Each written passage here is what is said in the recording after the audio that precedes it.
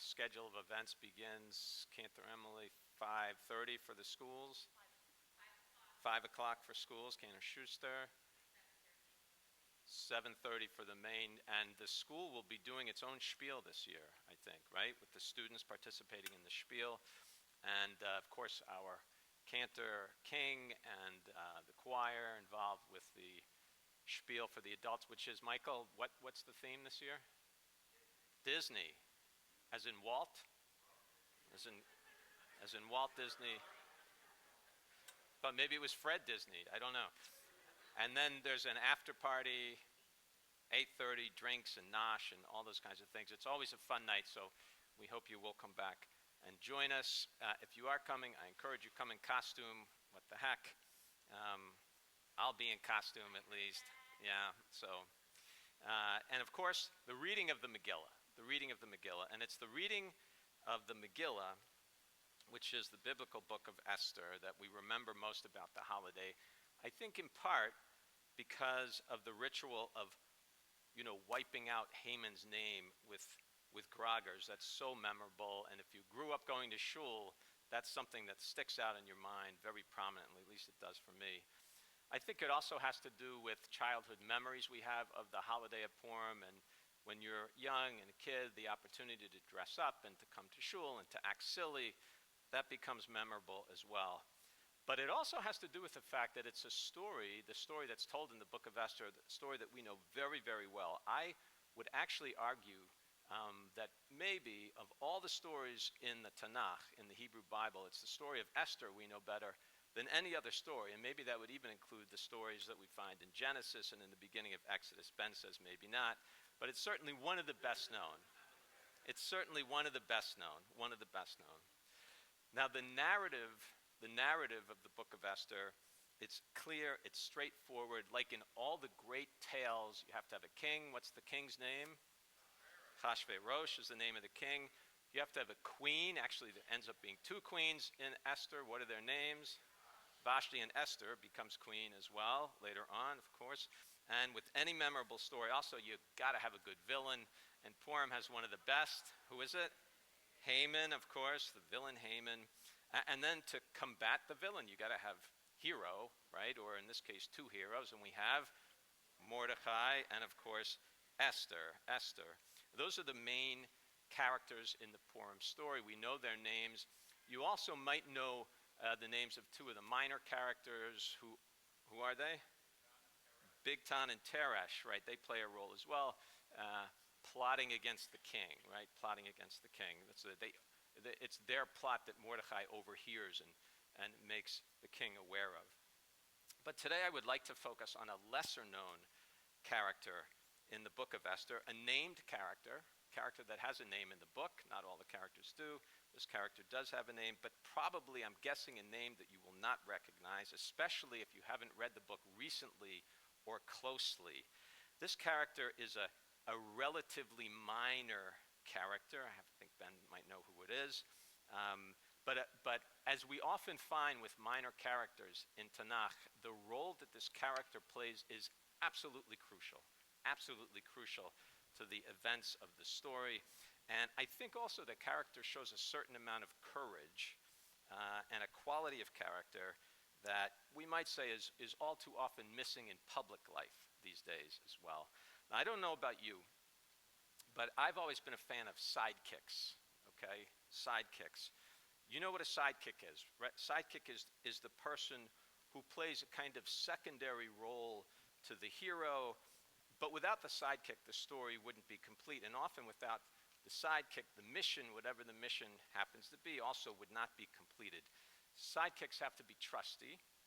They have to be dependable. They have to be there for you when the cards are down. They have to have your back. They have to be courageous. Most importantly of all, the sidekick has to be loyal. That's their greatest quality. And they have to be willing to sacrifice for the hero and also for the greater good, the cause. There are many famous sidekicks that we can name. Let's just go through the list of a couple of them. Maybe the original sidekick of all time was Sancho Panza. To whom? Don Quixote. That's Don Quixote's sidekick. What about the Lone Ranger? He had a sidekick. Very good. Batman, of course, had Robin. Uh, you know, Star Wars, Luke Skywalker has like C-3PO is sort of Luke Sky. Han Solo definitely has a sidekick. It is Chewbacca. Sherlock Holmes, of course, would never go out to solve a case without the help of Dr. Watson. And in The Lord of the Rings, which is my favorite book, Frodo has a steadfast, loyal sidekick. Samwise Gamgee Max, thank you, exactly. The list could go on and on and on. And even Queen Esther, the hero of the Purim story, had a sidekick. Okay? Now, you may remember the passage from the Megillah. It's one of my favorite. Rabbi Soroka and I were just talking about favorite passages in Tanakh. One of hers was in this morning's Haftarah that Cindy chanted. One of mine is in the Megillah. One of my favorite passages in the entire Bible. Mordechai has learned what Haman is plotting to do to the Jews. And if you remember, he puts on sackcloth and ashes, and he walks through the city streets crying out. And finally, he sits down at the gate of the palace. And then Esther finds out that Mordechai is sitting there at the gate of the palace and is dressed in sackcloth and ashes, and it's a shanda. You know, it's very embarrassing. And then the way I always remember the passage, there's this conversation that ensues between Mordechai and Esther. It's a great conversation. It goes something like this. Uncle Mordechai, this is Esther speaking. Uncle Mordechai, like, put on some decent clothes. You know, you're shaming the whole family. And then Mordechai's response, do you know what Haman is planning to do to the Jews? Go tell the king about it and tell him about Haman's plot, and maybe we'll be saved. And then Esther says, why? I can't go. I'm afraid to go, because if you're not invited by the king into the throne room and you walk into the throne room, you can be killed on the spot. And then Mordechai, it's a back and forth dialogue, and Mordechai says back to Esther, and this is my favorite part of the passage. Yours too? Yeah, it's such a great. Mordechai says this, and this is a direct quote. Don't imagine that you'll be able to escape in the palace any more than the rest of the Jews. Umi yodea im la'et kazot higata lamalchut. Who knows? It might be for this very reason that you have attained your royal position. So those are the last words of Mordechai's to Esther, and they move her. And finally she relents and she says, I'll go. I'll do it. And then we know the rest of the story. But the truth is, there is never a dialogue between Mordechai and Esther. Never. They never say one word to each other. Not one word. Instead, there is a man, Esther's sidekick, I would say. Anyone happen to know his name besides Ben? His name is Hatach. And if you go back and you read that scene, maybe Thursday night when we're in the Megillah, go back and read that scene, and you'll see that what really happens there is that Esther says to Hatach, go tell Mordechai this and that, and then Mordechai says to Hatach, okay, go back, and he's like Henry Kissinger, you know, go back and tell Esther this or tell Esther that. The entire conversation takes place with Hatach reporting Esther's words to Mordechai and Mordechai's words to Esther. They never speak to one another. Now remember, no one in the palace knows that Esther is a Jew. No one. But evidently Hatach did. He did. And she trusted him so much that she literally put her life in his hands.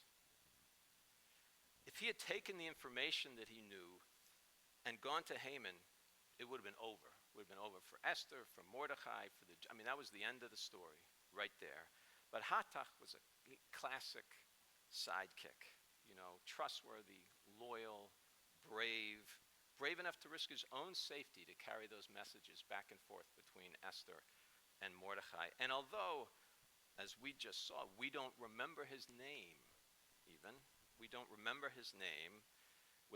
Hatach, Esther would have never heard Mordechai's stirring words, and the Jews would not have been saved. Now, I've always identified with sidekicks, in stories from the time I was a kid. You know why? Because I knew I couldn't be one of the heroes.